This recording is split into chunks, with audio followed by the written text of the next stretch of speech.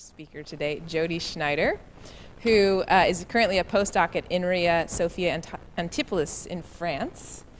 She has a number of degrees. She's a very interdisciplinary person. She has a master's degree in library science from University of Illinois, Urbana-Champaign, and also a master's degree in math from UT Austin, as well as an undergraduate degree in liberal arts. And her PhD is from Galway, University of Galway. And so she's going to be speaking today. Her topic is Synthesizing Knowledge from Disagreement. Thank you so much for joining us. I'm looking forward to your talk. Thank you. It's really a pleasure to be at this particular iSchool, so thank you very much for inviting me. I think that the interdisciplinarity of information as a field isn't shown anywhere better than here. So I'll brag a bit about the background that I come from, starting off in a place where everything is off of old forgotten books like Kant and Shakespeare and Copernicus.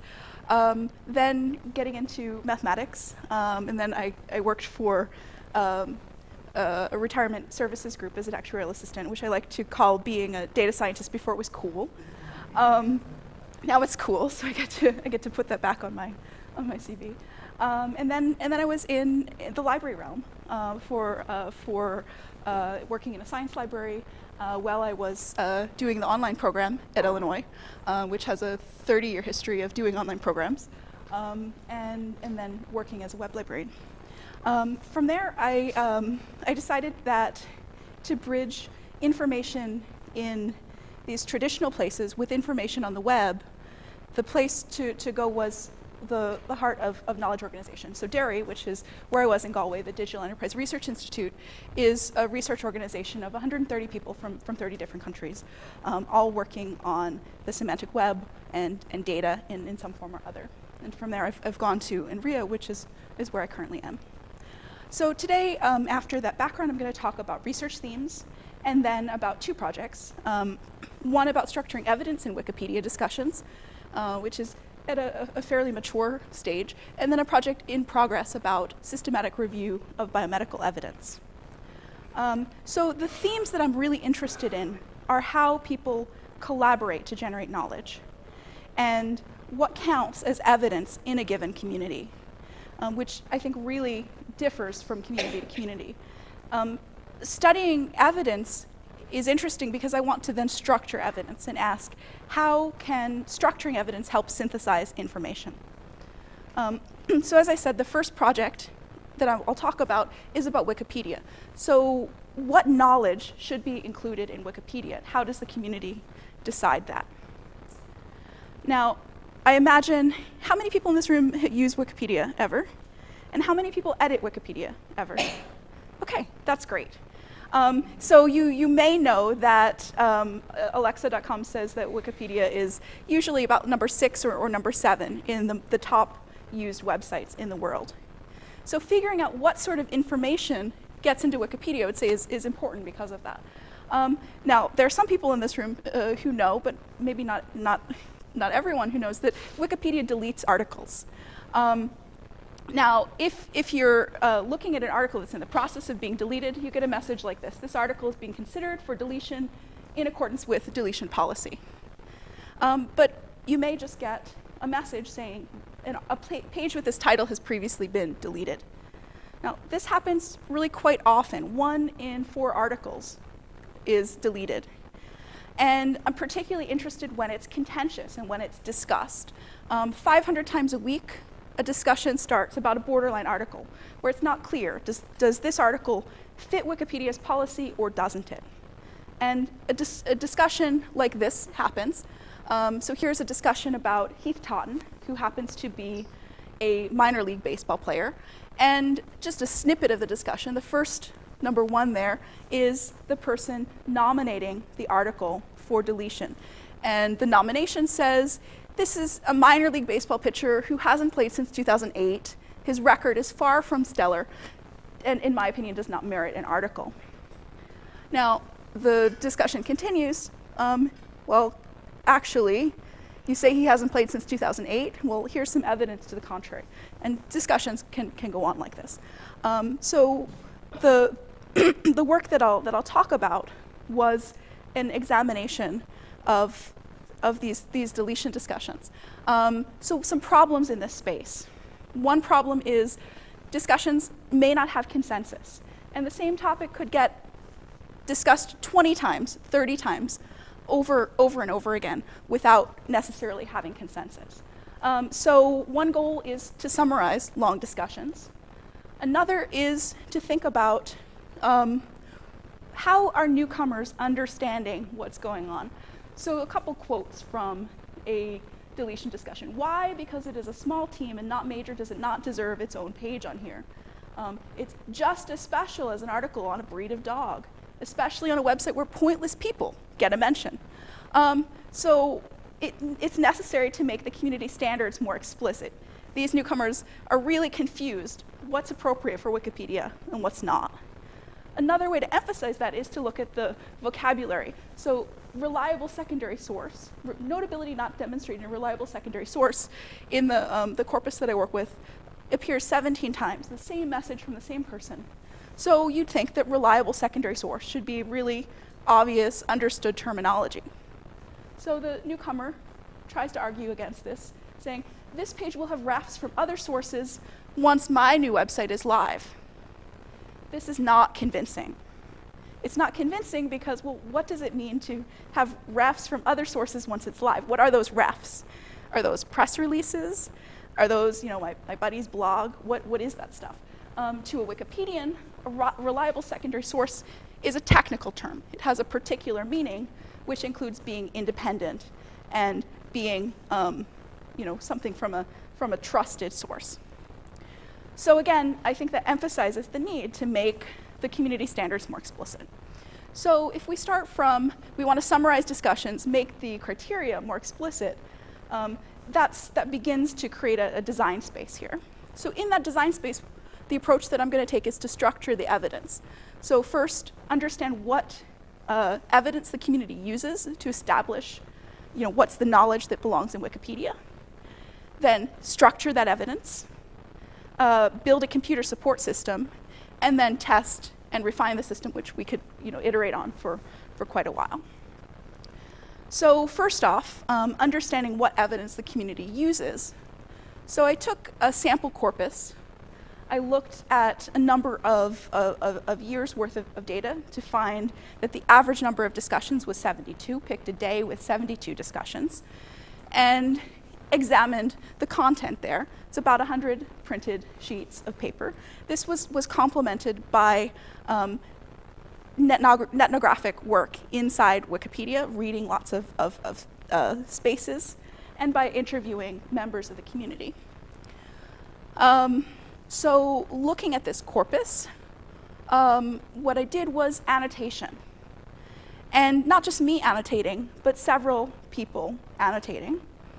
And with two different approaches, both based on argumentation theory. So first, based on argumentation schemes, and then based on factors analysis. So argumentation schemes are coming out of informal argumentation. These are the patterns of understanding what are fallacies. So an example argumentation scheme would be a scheme from expert opinion. And you have, along with the scheme, some critical questions. Did that expert really say that? Do other experts agree? These questions to inform, how you would argue against something. There's 60 patterns. So I'll focus more on the factors analysis work, where this is coming out of case-based reasoning. Which was originally done in trade secret law in some work that Kevin Ashley did in the 90s, where each trade secret would have a factor, say the secrecy of information. Well, if it's secret, then that would be yes, there should be a trade secret, versus is that not kept secret? Well, that argues against keeping something as your trade secret. So these factors could be either for the plaintiff or for the defendant. So thinking about then this factors analysis, as I said, I annotated twice, made an annotation manual, gave that to some students, had them hand annotate in Gate, and looked at the inter-annotator agreement, talked about where are the problems, how can we improve the manual, and then redid annotation. For the factors analysis, we came up with these 4 main categories and then a catch-all for the stuff that didn't fit. Those 4 categories being notability, sources, maintenance, and bias. And there would be arguments given in the corpus for keeping articles or for deleting articles. I've just put some examples for keeping. So for notability, for instance, anyone covered by another encyclopedic reference is considered notable enough for inclusion in Wikipedia. Or for sources, it's about, is the information verifiable? For maintenance, for instance, this is savable but needs a lot of improvement. Or for bias, it's by no means spam, it doesn't promote the products. And then other often was policy development. So here, I want to change the rules of how we're doing this temporarily. It turns out that those 4 factors have really good coverage. So over 90% of the comments could be put into one or more of those categories. And 70% of the discussions didn't need anything else but those notability, sources, maintenance, and bias. And I would argue, based on complementary work, that readers who understand those 4 criteria are less likely to have content deleted and less likely to take deletion personally if they do, in part because they understand what content is appropriate. So to structure the data, I focused on factors because this was close to the community rules and policy. And there's 4 categories, good coverage, even leaving out the catch-all. So that begins this process of understanding what evidence the community uses to establish knowledge. Then what about structuring it? Well, the place that I'm going in the end is to add a discussion summary that looks like this. It's based on those categories. And the data model, which is an ontology, looks like this. This is based on Shock, which is a ontology for the semantic web, for the social web. So in that, there are messages. And there are really 2 aspects of messages that I particularly care about. One is whether the message is argumentative or not. That is, does it deal with one of these factors? There would also be messages that just say, this discussion has been included in the list of sports person discussions. Well, there's no argument there. That's just a sort of informational note I don't really need. Then the other aspect of messages is it a vote? Is there, we saw at the beginning, the first person wanted to delete this, the second person wanted to keep it. There are a few outcomes that people suggest, mainly deleting and keeping, but others as well. So that's an approach to structuring the evidence. Next, we want to think about how to build a computer support system based on this. And this has a sort of general process of taking the discussion, doing some semantic enrichment, which we can then query, and then make a user interface out of it. So from that, we get this summary. We start out by annotating content like this, and we annotate by first saying this is a message. We'll give it a name, post 23. We will say it has the decision factor, in this case 2, notability and maintenance, and then also putting the content in so that we can pull that out again later. And that's moving us towards this discussion summary, because, and the content we'll use, because if we click on something, we can then get out, if for instance, all of the messages that have notability as a decision factor, we can filter so we can look just at those. And that filtering actually happens by querying on the decision factors that we hand annotated and hand put in here. And we do that by using JavaScript and some linked data Sparkle libraries to do that. So that is the underneath of building the computer support system. Now the question is, well, what does this system do? How do we test this system? So we test it against the discussion system that Wikipedia uses, which looks like this. And we do that in a very simple experimental design where we assign participants to a control first or experimental first, and then give 3 tasks: finding the consensus of a debate, a survey about one system, have them work on the other system, do the same thing, and then have a final survey. And the surveys are taken, here's an example question. Making the decision required me to put forth a great deal of effort. That's a construct from the technology acceptance model. We have, in fact, 5 constructs: perceived usefulness, perceived ease of use, decision completeness, perceived effort, information completeness. And the red is the experimental system being better. The blue is the control system being better. It turns out that for perceived usefulness and perceived ease of use and information completeness, we find statistically significant improvements of our system. Decision completeness and perceived effort, there's no statistically significant difference either way.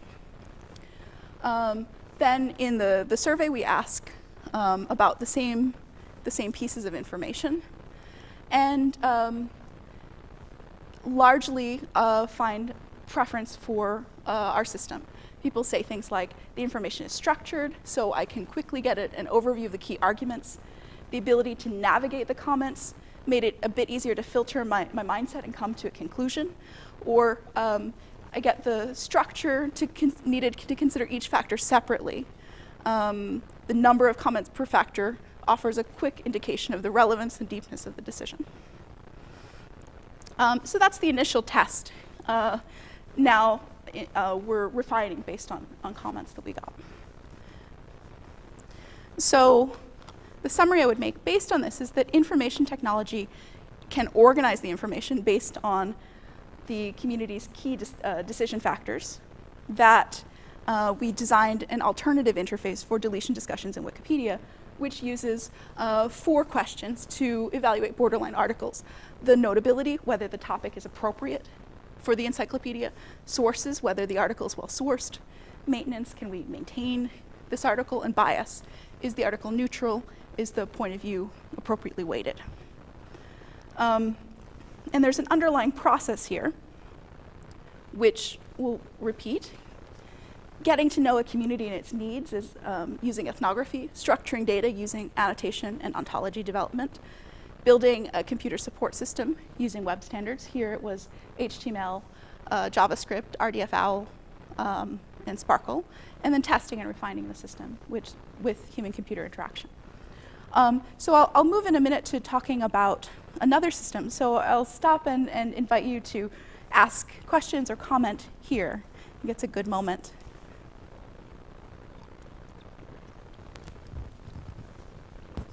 So what you've done here is you've taken what to me seems like a pretty convoluted process Wikipedia uses to decide whether things should live or die, and you've tried to provide some tools so people can retrospectively see what went on there.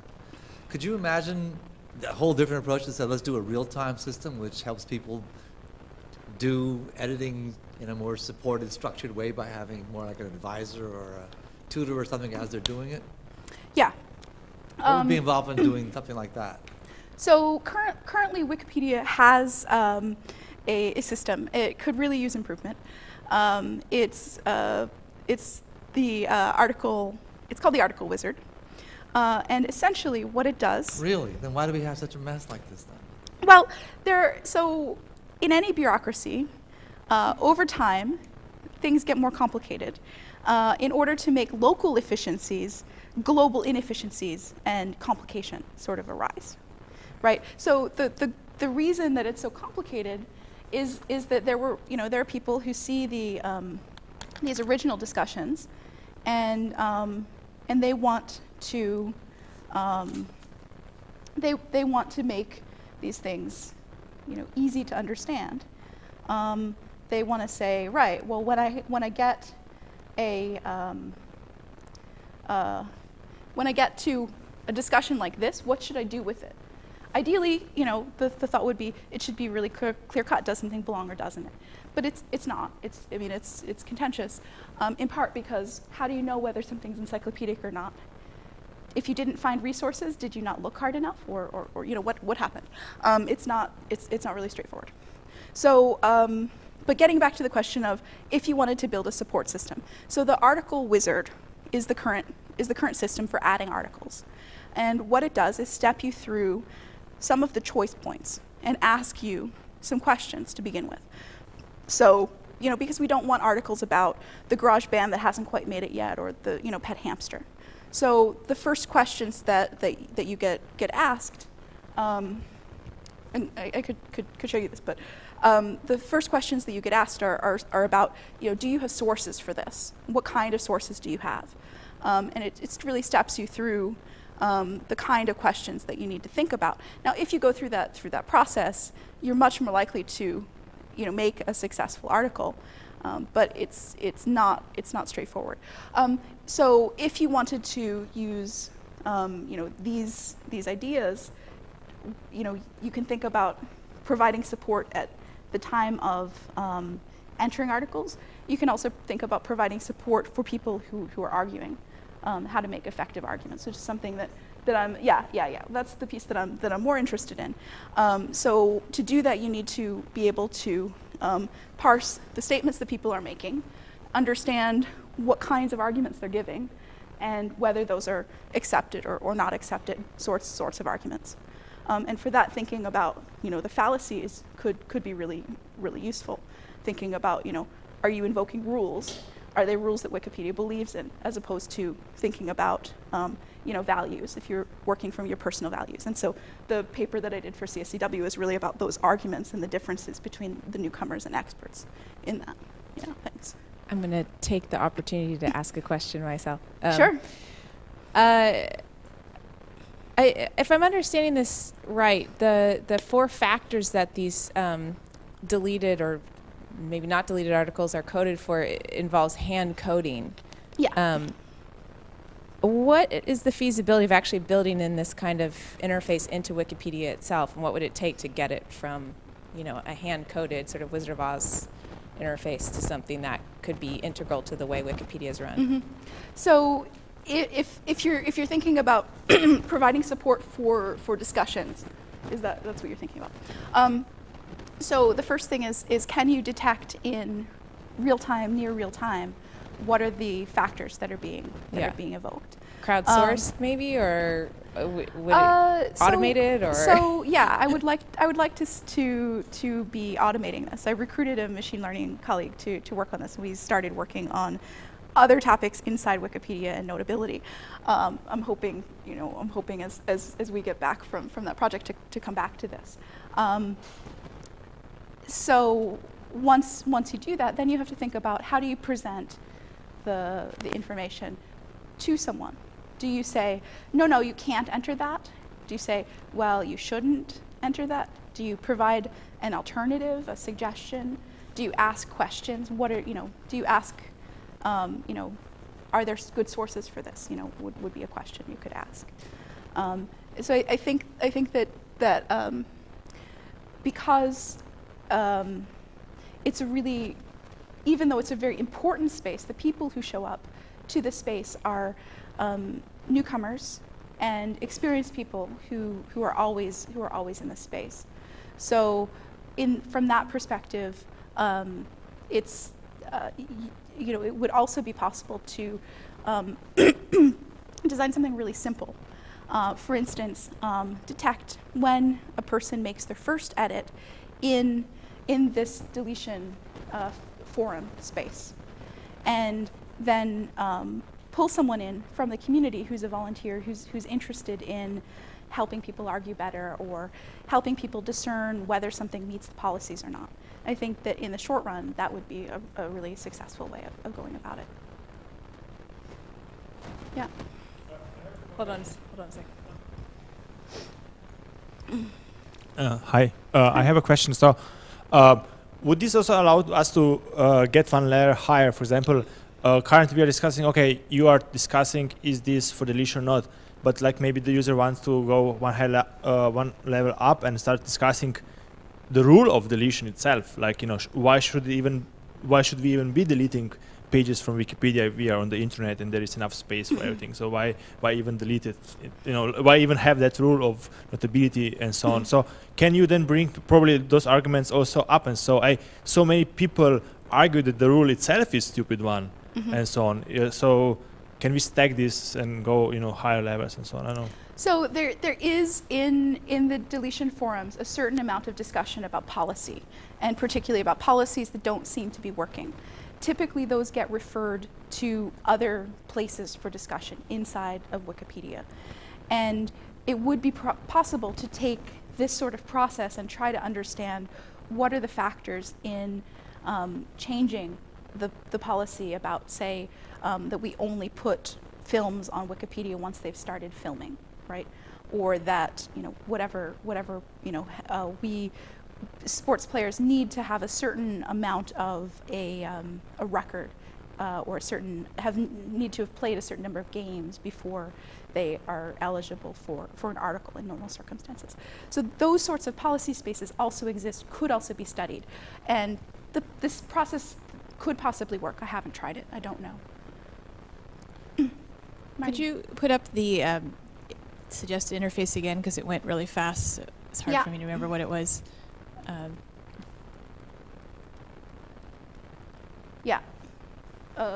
more. So it shows how many comments there are of each type from the conversation. Is that right? And then people look at them. So did you consider alternatives to this design? The next iteration is about considering alternatives, and I would love to hear your suggestions. The main suggestions to begin with that we got were show the positive and the negative. Well, one alternative might be like something you just brought up about baseball players or little league. What is it? Minor league players. One completely different alternative would be to show similar articles in the sub topic, like other articles about minor league players. So it's not at all about the argument structure, but it's about the subject matter. So I'm wondering, the assumption here is that it's about the argument structure, but I don't know that there's any evidence that that's what matters here necessarily yet. So I'm wondering if you have evidence that that's what matters. I think it's a really interesting suggestion to show what else is in the space. And there's in the list of arguments not to use in Wikipedia, one is that goes by the shorthand other stuff exists. So that the goal inside Wikipedia, the rhetoric is that you're supposed to look at this particular article. Of course, people do say, this is the only article of its type, why does this exist? A really prominent example was the royal wedding in the UK. Kate's wedding dress got nominated for deletion, and one reason was, well, we don't have royal wedding dresses. And very quickly, an entire category of royal wedding dresses was populated. So I think that there is an importance in Wikipedia of looking at the category structure, but I think that there's also an intention of the community to think about each article as on its own merits. Well, I mean, just to clarify, what I meant was, if the issue is this, we already established that minor league baseball players are legitimate. It's a legitimate category, but just does this particular one merit inclusion? Comparing, you know, an alternative interface that just springs to mind for me is a column of accepted and rejected articles about minor league players. And you would just compare this one to accepted and rejected ones based on facts about the player. So it has nothing to do with the conversation and everything to do with the subject.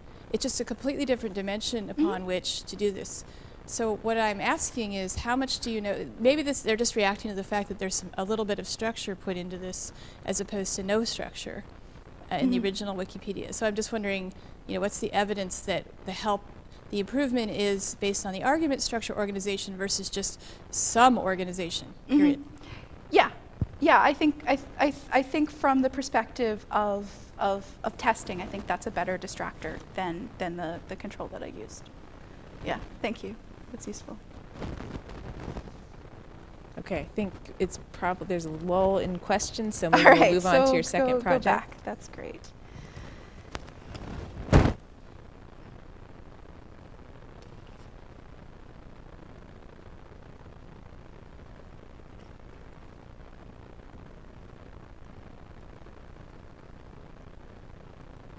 Okay. So I was talking about this this process. And the second part of this talk is taking the same kind of process and applying it to a very different example, which is of supporting systematic review in biomedical evidence. This is motivated by the overwhelming number of papers that come in. So more than 2,000 papers a day come into the medical knowledge base. And particularly, the project that I'm working on now is how to structure evidence on drug-drug interactions and keep it up to date. This is a massive collaborative project as part of a grant from NIH, the National Library of Medicine, and there are domain experts who are working on this, informaticists, a programmer, and some other folks. The motivation is that when you go to the doctor and you're getting something prescribed, you get asked, are you taking other medications? And that information gets looked up, no longer in books, but now more in these sorts of drug interaction databases on handhelds.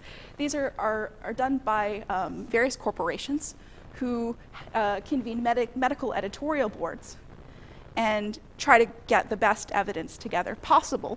Unfortunately, there are significant discrepancies in the drug interactions between these. So that means that depending on which source your doctor is using, something may be, yeah, you can take these together, or no, you can't. Obviously, that's not a desirable situation.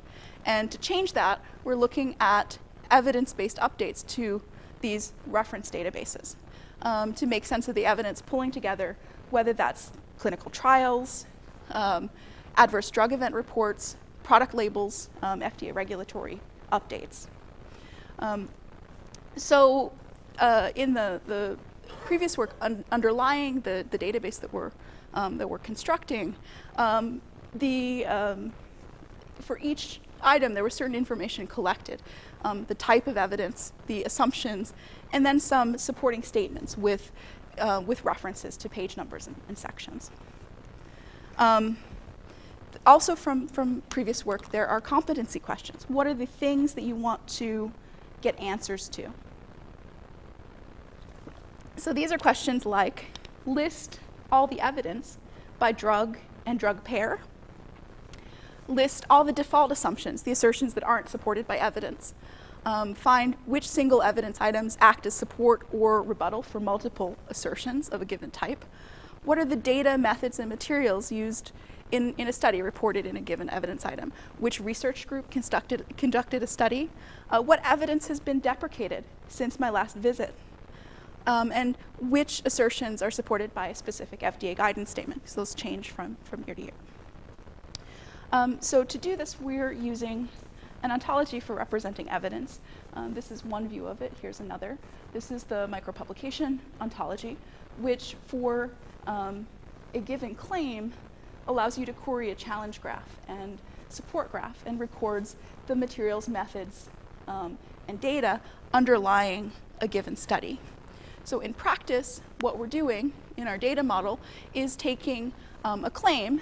So here there's a protein and a drug. So isasaprem, the drug, does not inhibit the protein 2D6. So that's a claim that we want to know, whether or not that's true. So this claim gets an identifier. The micropublication gets an identifier, and then we go through and record the supporting evidence. So here's a statement saying in vitro studies did not reveal an inhibitory effect of isasopram on 2D6 based on the drug product label. And then there's also supporting evidence for the support. But there's also a challenge. There's limited in vitro data suggesting a modest inhibitory effect and supporting data for that. And here's the method of co-administration of the drug and an antidepressant. So altogether, getting a view like this that can then be used by experts who are on the medical evidence board so that the information is gathered in one place could potentially be the first step for using decision algorithms, if they're appropriate algorithms. We connect this to existing ontologies, particularly for drugs and proteins. And in the previous database, just as in this form, quotes get pulled out for supporting statements. There's a new ontology, the open annotation data model, which allows us to take a particular text, annotate it, and then reveal it back in context. So for any open access material, which most stuff in the medical domain is these days, we can, instead of storing a quote, we can store a pointer to this in the paper so that the annotation is there. Information, whether that's text or data tables, can be shown in context. This is, as I said, the first year of a 4-year project. Lots of things that are in progress. So the data model is, pretty solid. Now we're checking that all the competency questions can really be answered. Then NLP support will be needed, a pipeline for extracting the drug-drug interaction mentions. Then also distributed annotation. We expect that annotation is going to first get the information that's needed into the database and then contribute to improving the NLP algorithms. The folks who are doing this annotation are really coming out of pharma rather than coming out of informatics. So one thing that's really critical is testing the tools. Are they usable for the domain experts as opposed to for people like us who may be very flexible about our tools? And then the open annotation methods are going to work just fine for stuff that's open access. For paywalled PDFs, this is still an open question. Talk briefly about some projects in development. So this medication safety project is a pilot study, I see, for synthesizing evidence for systematic review more generally, which is a big problem. And currently, for instance, the Cochrane Review is 30,000 people from across the world who make the world's best medical systematic reviews. So partnering with them, trying this approach of having a data model that's representing the evidence, and then combining NLP and annotation more generally. Potentially, this is something that the NIH could fund, particularly under big data to knowledge. They just have now a mentored grant that has a deadline every April, but maybe R01 or R21, depending on who's involved with that. Then another project I'm developing is about newcomer retention in Wikipedia. You can see that there are about 7,000 new Wikipedians who come to English Wikipedia every month. Many of them leave very quickly. This is in part because they run into problems adding articles or getting material deleted. So how do we onboard these editors? And this is something that I've been working on this year with a collaborator from Wikimedia Foundation Data and Analytics, and using mixed methods.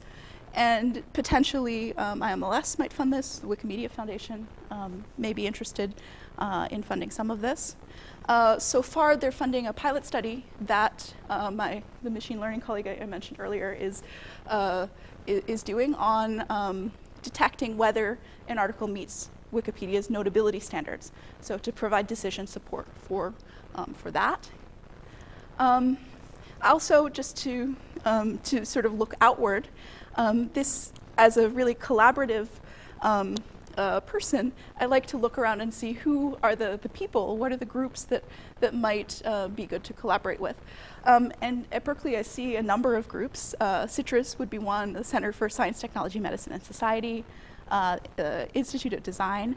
The School of Business has a couple groups that look at organizations and public policy who are interested in some similar topics. Then the School of Public Health, which leads the partnership with the medical school at UCSF. The group in logic and methodology science, and of course I mentioned Wikimedia, who are conveniently located to here. So I'm very, very happy to take further comments and questions.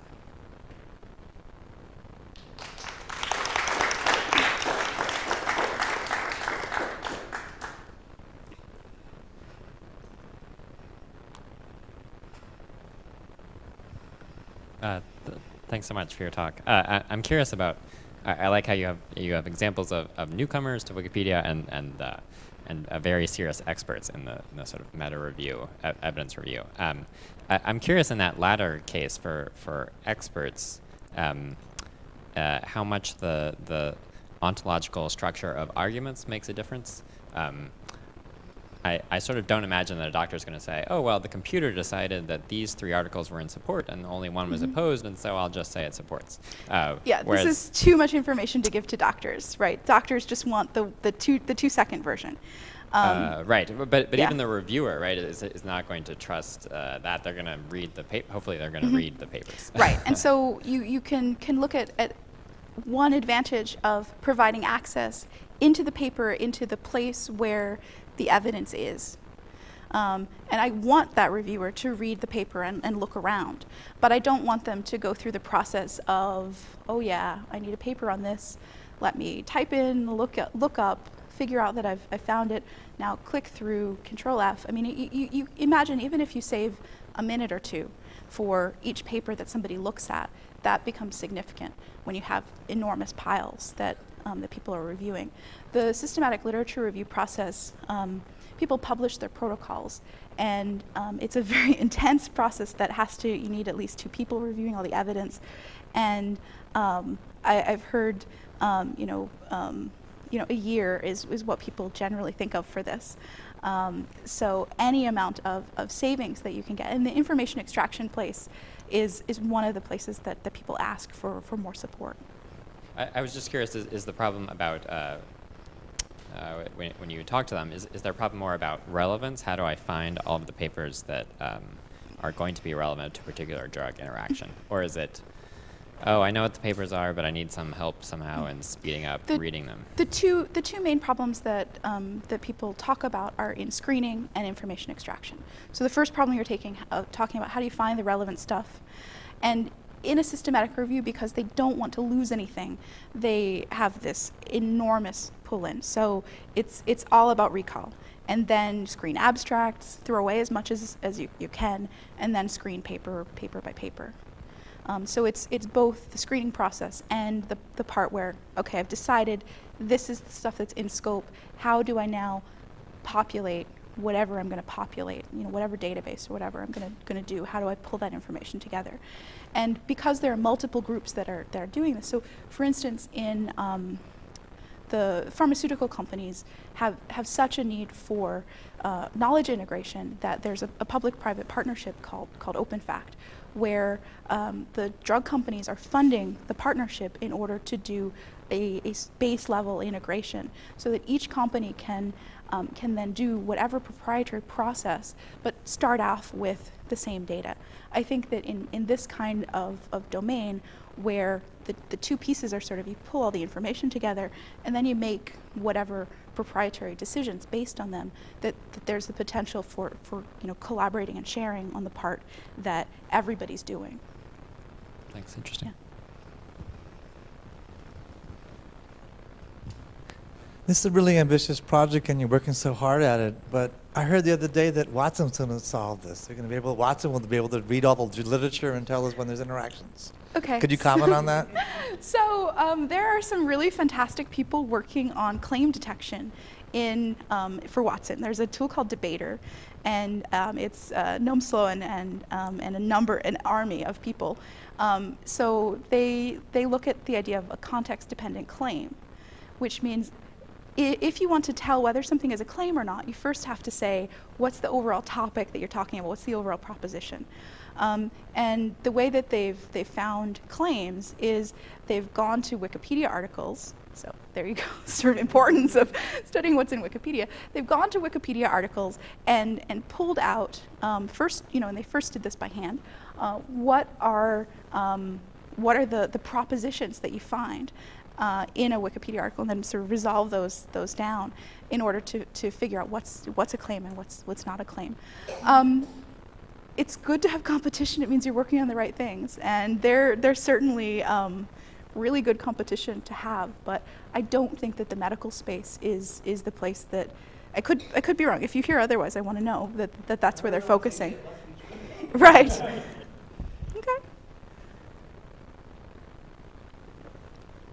So I'll follow up with that question. Why is the medical space an especially difficult space for Watson to kind of shine in what its strengths are? So far, from what I know of Watson, it's been looking at knowledge from a fairly domain agnostic kind of way, in this sort of popular idea of what, let's win Jeopardy, right? What sort of knowledge do you need to win Jeopardy? You need very shallow knowledge about absolutely everything. You need trivia. I don't think that for my doctor I'm going to choose the guy who wins Jeopardy. I think that there's a sort of received knowledge, and I certainly hope that the field of medicine is going to be transformed by big data, but I want that to be transformed by doing things that are domain specific as well as things that are domain agnostic. So if it turns out that that there's a medical system that's willing to pay IBM in order to turn Watson into something that is going to work as an expert system for doctors, they will do that and they will succeed. But if that's, it's not that it's any they can or can't, it's just about where the incentives are.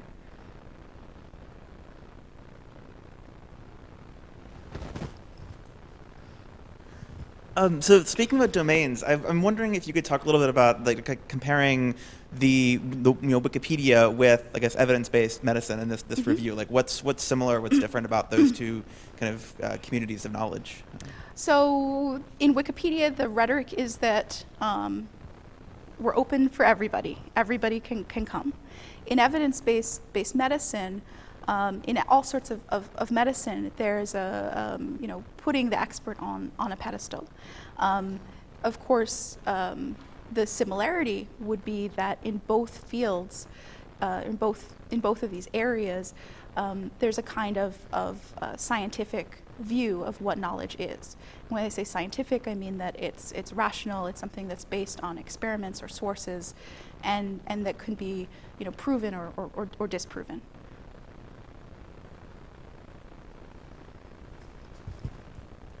Yeah, so just a quick follow-up on that. I'm actually a little surprised that there's so much variance between the different drug interaction reporting databases.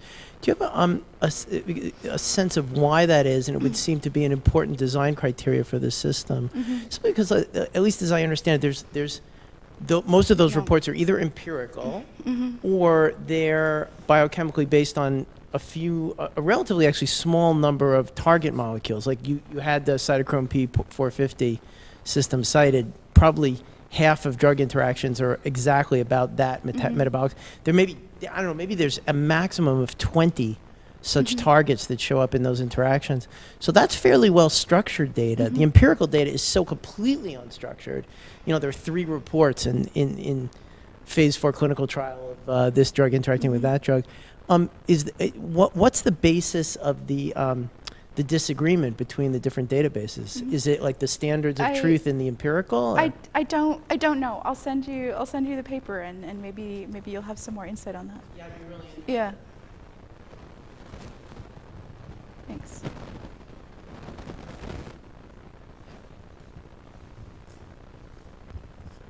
So I'm way over my head being here, but it's fascinating to try to swim in deep waters. My question involves the hierarchy from data to information to knowledge to wisdom, and the efforts, a generalized effort to apply machine computer-based tools to all four of those pursuits. So if you're trying to find a fact, machines to help you wade through the sea of information to find the fact that you need.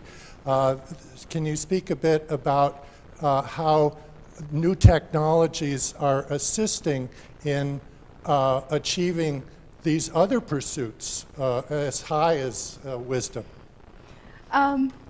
It's a really interesting question and a really hard one. I think you could look to various things. I don't see that we're getting to wisdom. Even as individuals, I think most of us aren't getting to wisdom in our lifetime, and I don't know that there's much in the way of computer support for that. I think that some interesting trends. One would be looking at the old style AI, looking at psych, which tries to make explicit what all of the common knowledge is, which of course is already limited by the culture and by whatever else. Does that get us from data to information to knowledge? I don't know. It's hard if you really need to think precisely about what all these things are and what they mean to you. To me, one of the reasons I started studying arguments was there was this rhetoric of an argument web.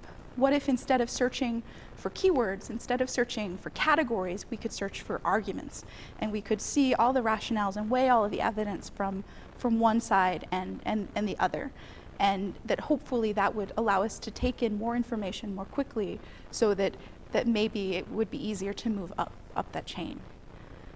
I hope that we can do that, but I don't know that how successful we are as a society in that.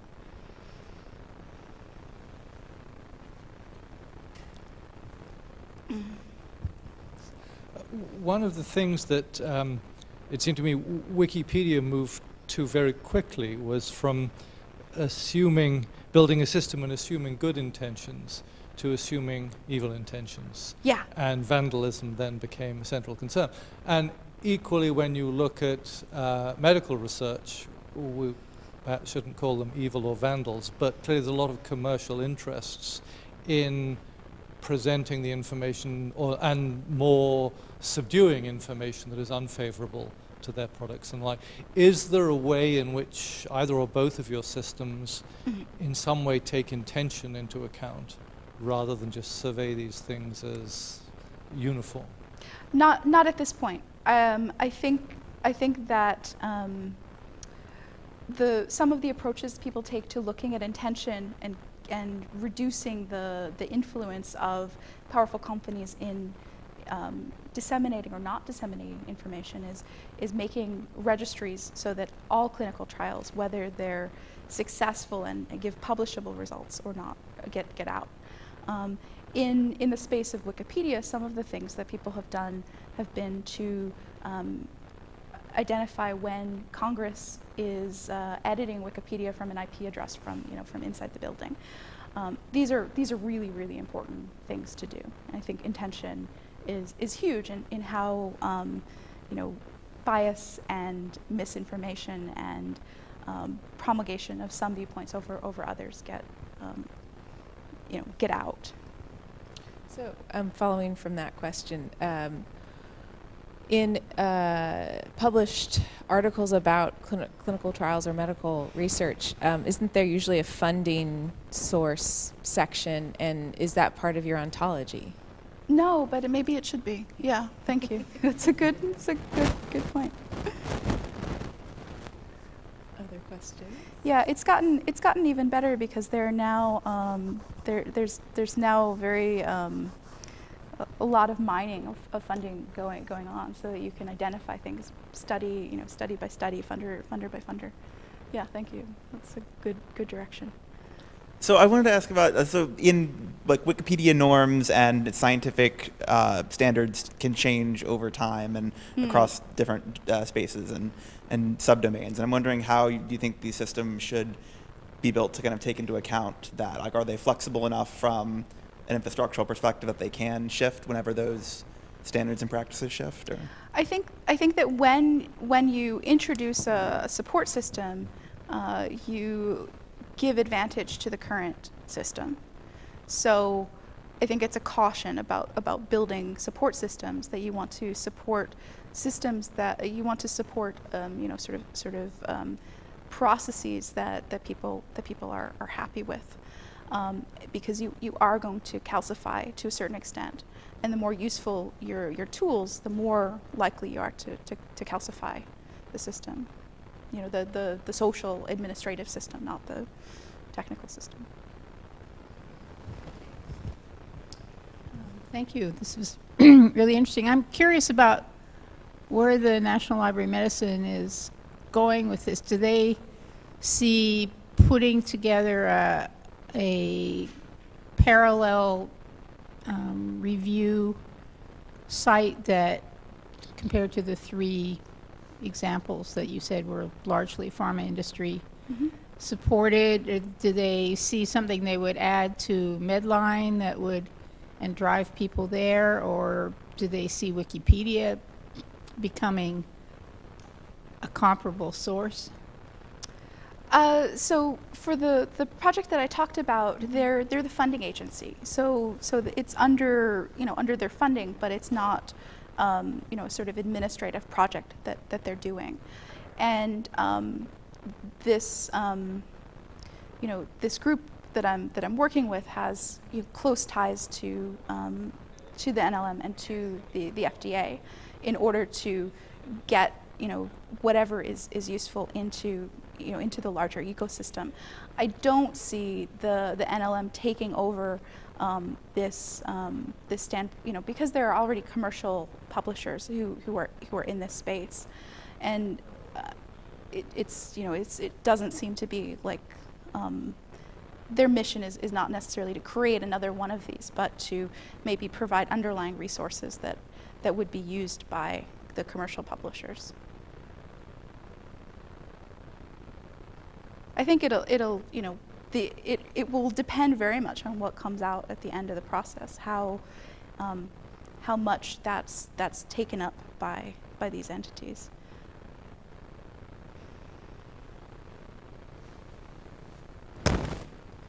Final questions? All right. Thanks once again. Let's thank our speaker.